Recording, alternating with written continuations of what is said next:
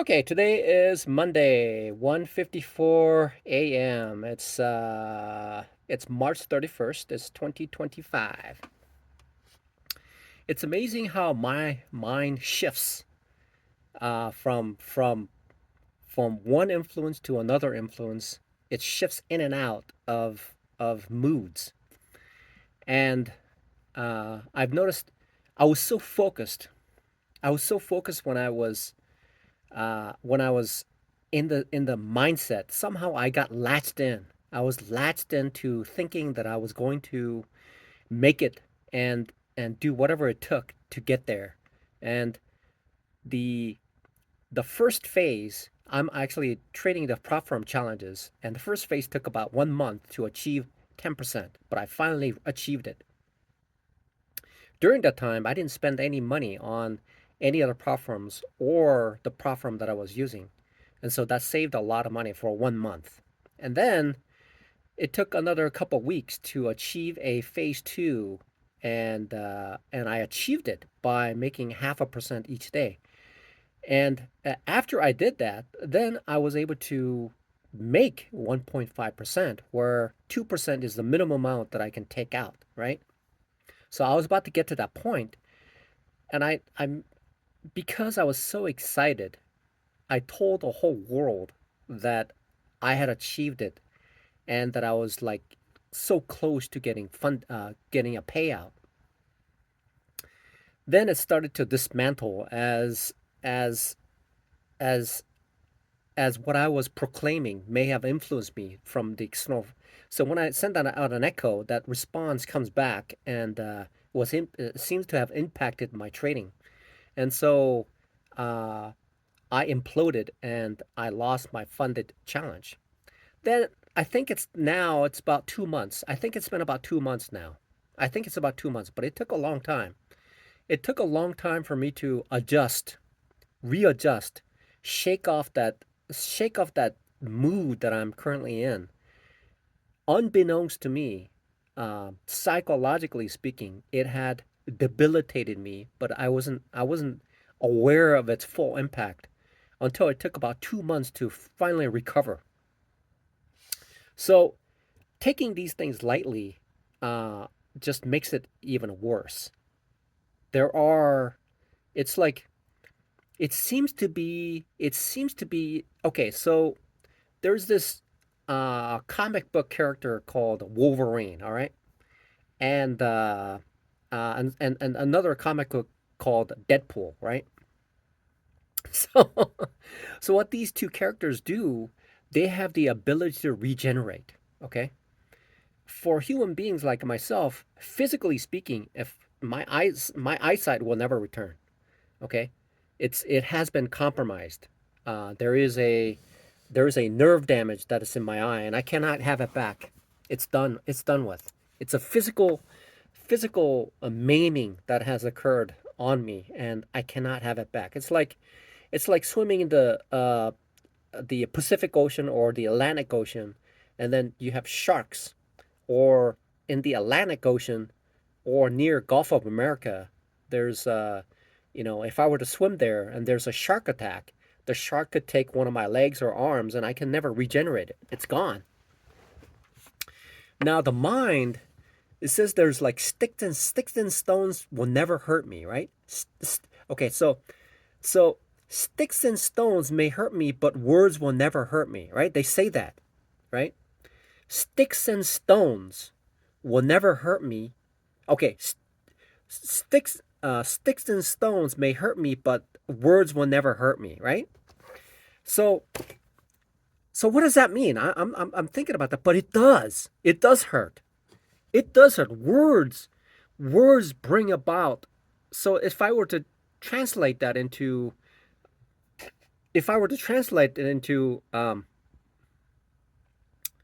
if I were to translate that into the Bible, okay, there's words in there. The words give meaning and life. Words give life. Okay? When I read the Bible, there are passages that gives life. It gives meaning. It brings upon. So words do hurt. Words do heal. It does things. So now what I've noticed is that um, what I've noticed that people it's possible for somebody to walk around being mentally maimed. They haven't recovered, but it takes a long time to get recover. It's like it's like having a traumatic experience. Like it's real. It's real. The mind and the pain that occurs, the scattering of the nerves and hiding of certain things and shying away moves away the clusters of the mind when certain events occur to the mind wants to avoid traumatic situations, and it'll make sense of anything that's out there. It'll heal itself. It has the ability to absorb and understand very, very traumatic situations to survive. In order for the brain to survive, it has to it has to adjust to the conditions and make sense of it. So I didn't know this. I'm so ignorant about this situation, about how things work like that, right? And so then I'm taking lightly the fact it's like I grew up in an era where men are supposed to be men, and men are not supposed to feel those things and are not supposed to be prone to it and be able to absorb it without being without having residual impacts of these emotions and a state of mind and the moods that occur. But it does. It does. I've noticed that. Why didn't I, right after, why, the first of all, when I got into the funded stage and I was making the money, how did I snap and how did I deteriorate and then cascade and have an avalanche effect of losing my account when clearly I was like 1.5% up. And to this day, what I do is I get mentally damaged, and what that damage causes is for me to like size up and lose and lose and lose until I get to the point where I say, hey, I don't want to lose anymore. It's called a tilt. Tilt does occur. So obviously, I haven't studied psychology in school, but it seems to me there is a very a lot of these professional day traders talk about this, keeping my emotion on a narrow band. Okay, I have to keep the I have to keep my emotions on a narrow band, not on a very high spiky kind of situation where it causes the mind to be agitated and lose control, but in a very, very narrow band where I have full control over what's going on, and it doesn't it somehow these chemical releases impacts the mind and it latches in a different state of mind. That's why it took 2 months for me to recover from this. It took me 2 months to recover from losing my a funded account, where it took me about a month and a half to achieve it. And it must have been a very traumatic situation where now I'm beginning to see how traumatic it was. It took 2 months for me to recover. Now I'm back again.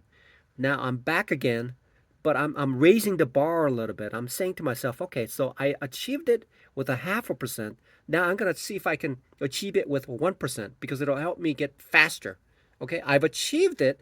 Now I know what's going on, and I will be able to achieve a payout. I'll be able to achieve a payout with a 0.5% if I do that, because what the 0.5% will do, it's amazing how the mind is very frail and also is very, very strong.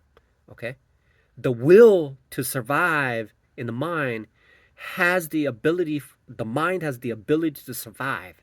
Okay, I know it sounds so crazy to me. I'm listening to this and I'm thinking to myself, how so psychologically speaking, psychologically speaking, it is very, very damaging to hear some like uh, to hear to be rejected or to be put down. It has a mental and a physical debilitation because it latches myself into a state of being that places me in a state of mood that cause it's a prolonged effect, and it can have a It can have a mental and physical impairment throughout life.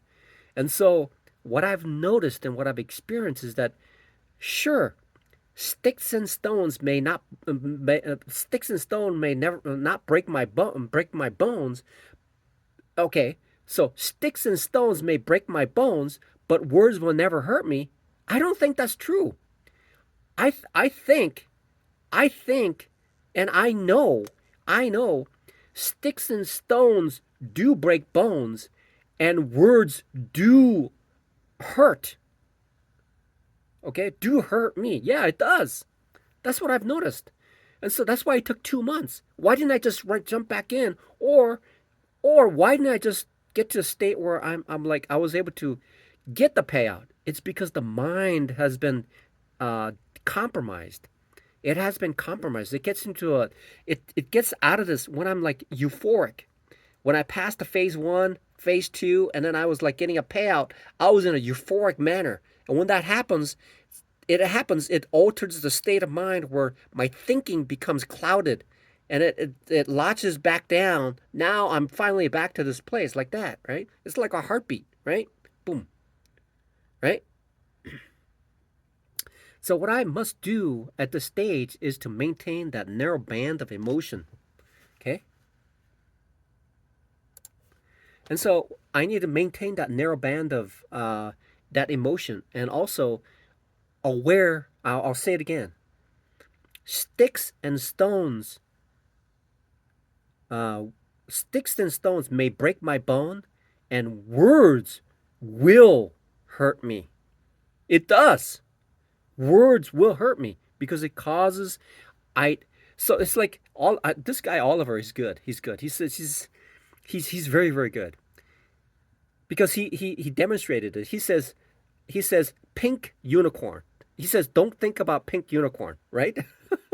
But as soon as I heard that, I keep thinking about the pink unicorn. So it does it does shifts my thinking into a state of mind. It preoccupies my mind even just for a moment.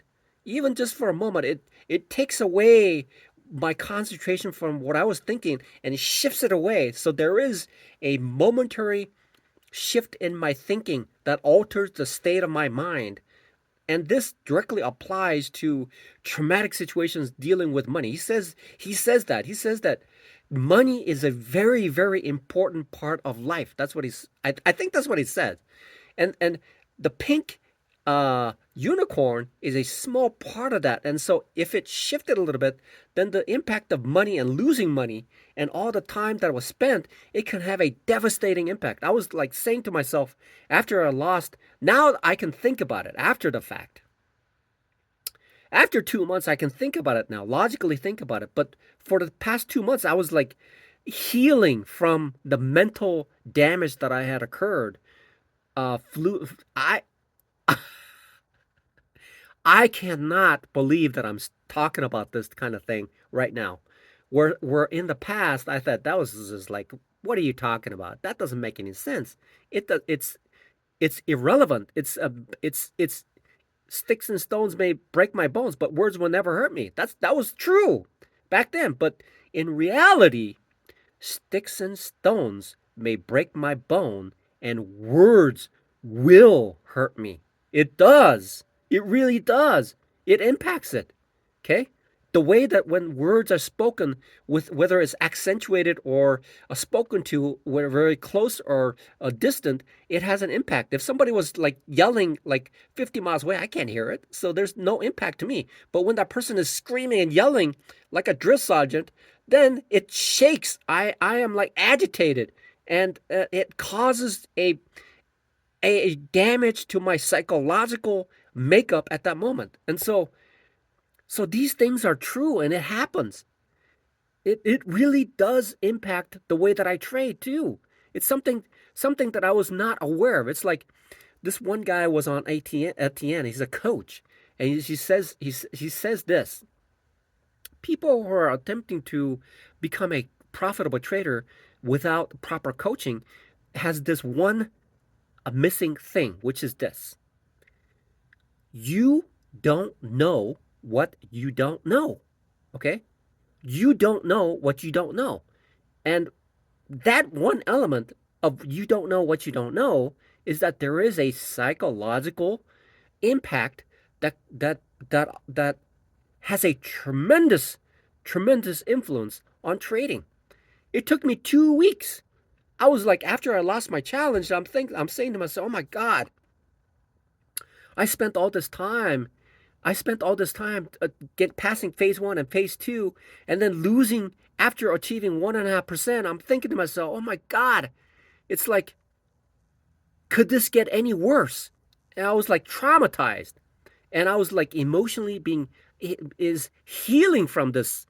It takes time to recover, and I realized that I cannot take lightly the fact that there is a emotional impact to everything that I do. Most people can handle it, but I, for one, are more sensitive to the emotional things that are going on around me, and I am now becoming very aware how detrimental it is to the state of my mind when I'm trading, and what the outside influence has on me when I'm attempting to make that trade. Okay? Sticks and stones may break my bone, but words will hurt me.